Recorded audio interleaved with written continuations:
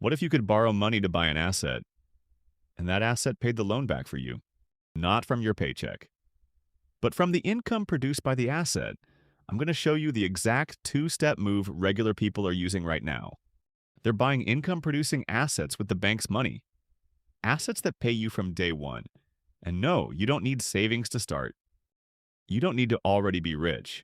You don't even need a yes from your local bank. Most people have no idea this is even possible. By the end of this video, you will. Hey, I'm Todd. I'll never forget the day I got walked out of my job. 15 years there, gone in a 10-minute meeting. Driving home, it hit me. My whole life was riding on one paycheck, one that somebody else controlled. My dad worked 40 years the same way, and he retired with almost nothing to show for it. I was terrified I was about to repeat his story, so I started studying how wealthy people actually stay wealthy. And the answer floored me. They don't trade their time for money. They buy income-producing assets with the bank's money, so the asset pays for itself. Today I own things that pay me every month, whether I work or not, and my family's future doesn't hang on one job anymore. If you've ever felt one bad day away from losing it all, this is for you. So here's how this works, and honestly, it's not complicated. It's really just two steps. Step 1. You buy an asset that makes income every month. Step 2. That income pays back the money you borrowed. That's the whole machine. But the how is where it gets good. How you actually get the money, which assets really work, and the one funding move almost nobody talks about. Stick with me, because I'm breaking down all of it. Let's start with step 1. So what is an income-producing asset? Simple. It's something you own that puts money in your pocket every month, whether you show up to work or not. And that last part is everything. Your job pays you only when you trade your time for it. An asset pays you while you sleep, while you're on vacation, while you're at your kid's soccer game. Now, here's what most people get wrong. They think the only real asset is rental property.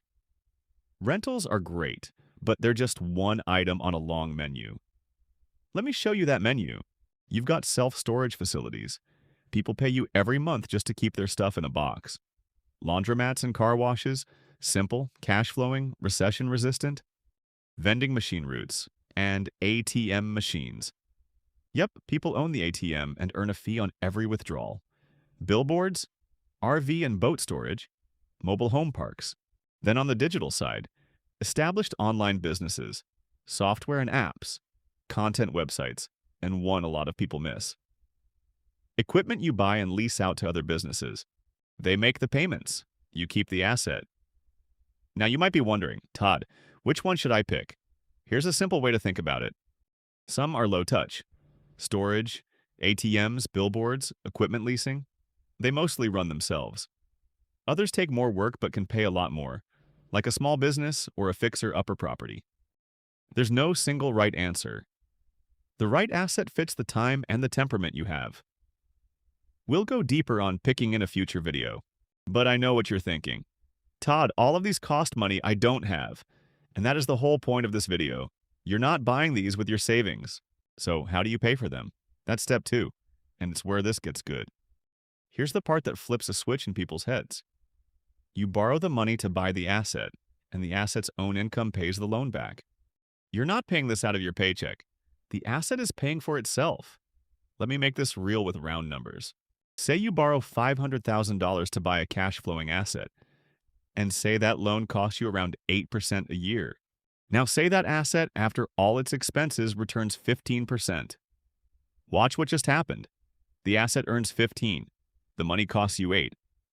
That gap covers your loan payment, and it leaves money in your pocket. The income pays the debt, builds your equity, and still feeds you. You didn't get richer by working more hours. You got richer by owning the right thing, bought the right way.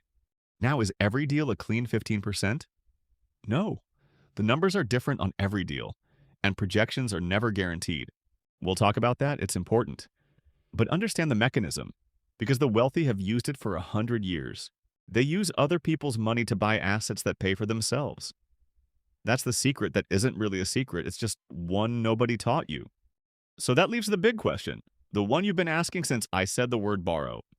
Before we get to how you actually get the money, a quick word. The Laws for Wealth channel wants to thank SaneBox for sponsoring this video. Look, you probably already know how overwhelming an out-of-control inbox feels with all the emails we get every day. SaneBox fixes that. It lets you train your inbox to sort your emails, saving you valuable time every day. It's an AI-powered email tool that learns which emails actually matter to you. And it quietly moves everything else out of your way, so your inbox only shows you what needs your attention. There's a link in the description with a free trial so you can see for yourself before spending a cent. Now, let's get back to it. You might be wondering, why would a bank hand me money to buy a laundromat, for example? Great question. And this is where most people quietly give up. They go looking for money the wrong way and get told no. So let me save you that pain. There are really two kinds of business funding out there. And the difference is the most important thing in this whole video. It comes down to one thing. What does the lender look at to say yes? Bucket number 1. These underwrite on you. Your income, your credit, your existing revenue. This is your business line of credit. Revenue-based financing, a lot of equipment financing, and most private lenders. These can be useful tools, but there's a catch. They kind of need you to already make money before they'll fund you. If you're starting from scratch, this bucket is tough. Then there's bucket number 2. And this is the one nobody tells you about. In this bucket, the asset helps qualify itself when you buy something that's already making income. The right lender looks at the income from that asset, not just your personal paycheck. Let me give you 2 quick examples. On real estate, there's a loan called a DSCR loan. It qualifies based on the property's own rent. If the building makes enough to cover the payment, you can qualify, even without a big personal income. On the business side, the famous SBA 7A loan. It leans on the business's existing cash flow to approve the deal. Now, one quick precise point. That asset income isn't added to your personal salary. What it does is count toward your ability to repay. Lenders call it debt service coverage. In plain English, a profitable asset can help you qualify to buy itself. And this right here is why people think it's impossible. They take a bucket 2 deal and go ask for a bucket 1 product. Wrong door, instant no. They walk away thinking this doesn't work for regular people. It works. They just knocked on the wrong door.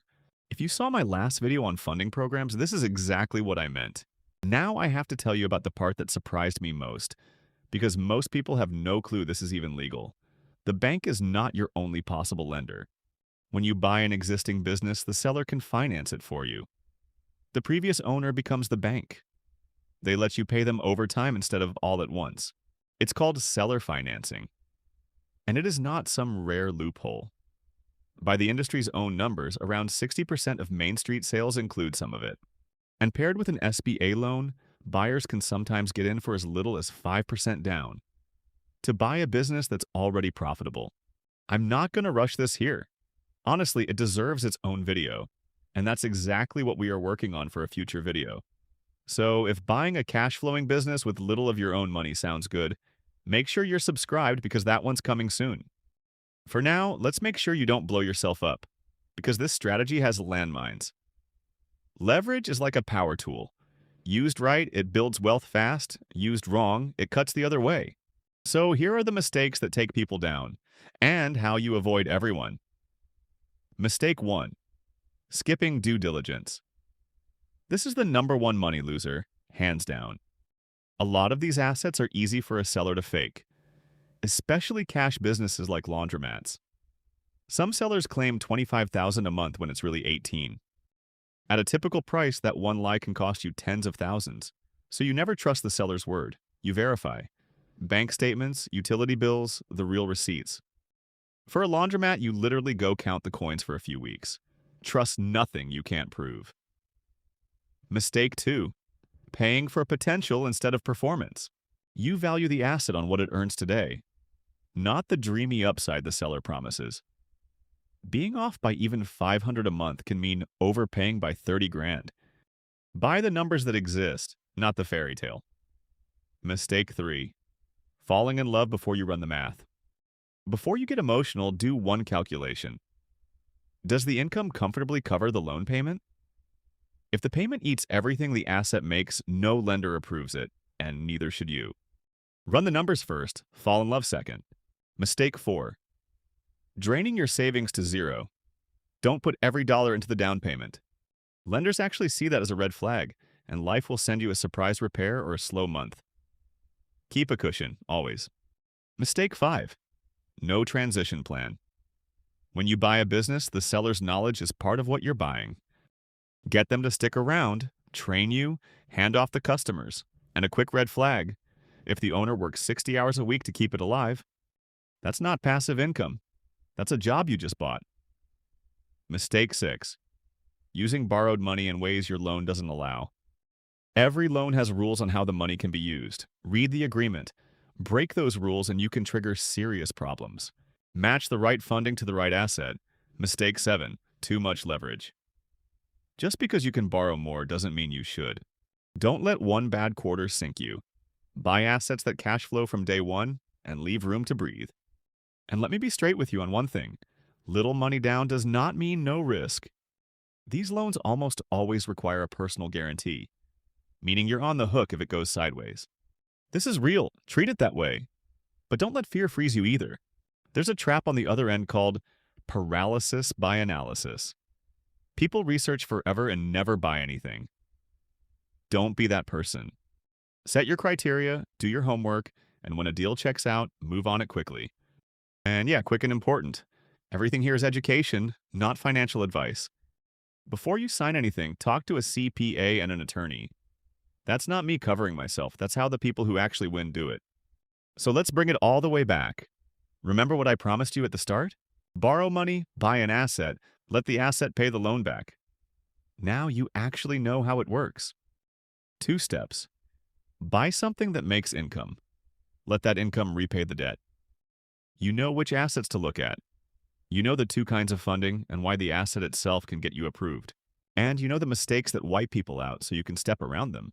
That's the move the wealthy have quietly used for generations, and now it's yours. If this opened your eyes even a little, do me one quick favor. Hit that subscribe button. It helps the channel and it makes sure you don't miss what's next. Because there's something huge happening right now. Every day, 10,000 business owners in America retire. Most of them run profitable businesses. And most of them have nobody to sell to. That means right now, you could buy a business that already makes money, often without using much of your own money. While the person selling it actually helps you pay for it.